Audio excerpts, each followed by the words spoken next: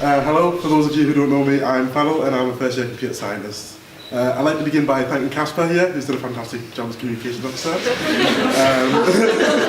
Most notably by implementing the good faces and the weekly bulletin, and of course the treat of the week, which is a photo of Ben Klein. So far, I haven't had the strongest of opposition, but there's always Ron. So I'll talk about what I want to do. First of all, I have the tech knowledge that I can bring to the role. So I'm a computer scientist, and the full role of the title is Communications and Computing Officer. I can obviously help with maintaining the website in collaboration with the webmasters, and potentially helping out with maintaining Zeus, which is the student web server. One of the things that impressed me the most before I came here was the social media presence. So there was obviously the JCSU Freshers group and the JCSU Students group. But unfortunately for students without social media, this can present a bit of an issue. There's a lot of information that's posted on the groups that doesn't reach those students who choose not to use Facebook. So ideally, I would like to implement that all committee members must email whatever they post on the Facebook groups. So it would be really simple. All you'd have to do is take a screenshot and post it out. This would also be an opt-out list, so all students would be part of it by default. But obviously, if you use the Facebook group, you can choose to leave the mailing list. This would also familiarise the students with the members of the JCSU. I obviously saw the names of Casper and Catherine and everyone else on the Facebook group quite a lot, but other people wouldn't even know who the communications officer or the president was. In addition to this, I'd also like to change the grid of faces to be grouped by accommodation, so people can familiarise themselves with those who they'll be living with, and in turn everyone will be happier, ideally.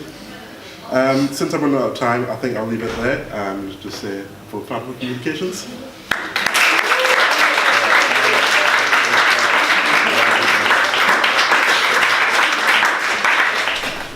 Hi Fadle, thanks for the compliments. The JCSU actually has a really nice website, and it has a lot of really important information on it. It has great contact details. It also has lots of policies on which ways you can be punished, as well as the sexual harassment policy, which is really important that students have access to.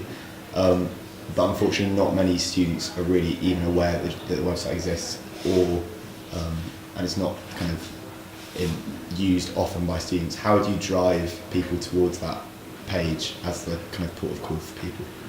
Well, first of all, we could publicise it on social media, so I don't know if it was posted in the group, but I don't remember seeing it.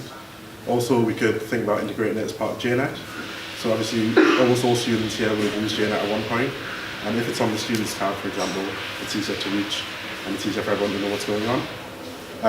We could also consider opening it up to students, so students could be able to post any information or any sort of articles. So they can already add stuff to the bulletin, but being able to add it to the website would make it a lot more popular.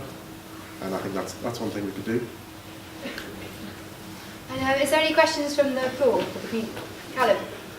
We're starting to run out of pictures of Ben Klein.